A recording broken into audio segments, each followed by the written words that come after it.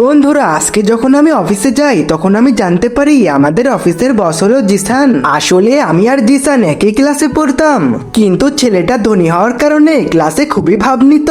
আরে তোমরা সবাই এখানে আসো, তোমাদের জন্য উপহার আছে। আরে এই নাও, জিসান বস তোমাদের জন্য উপহার নিয়ে এসেছে। কিন্তু আমি উপহার নিতে মানা করে দিই। এই মেয়ে, তোমার সমস্যা কি? তুমি কেন উপহার নিতে চাচ্ছ না? এরপরে পরদিন সকালে ছেলেটা তার বন্ধুদেরকে নিয়ে রেস্টুরেন্টে খেতে আসে। আরে কিন্তু এটা কি? জিসান তো টাকা নিয়ে আসতেই ভুলে গেছে। কিন্তু টাকা না থাকার কারণে জিসানের স্বার্থপর বন্ধুরা জিসানকে সেখানে রেখেই পালিয়ে যায়। আরে জিসান, তোমার কাছে টাকা না থাকলে আমি বরং টাকাটা দিয়ে দিই।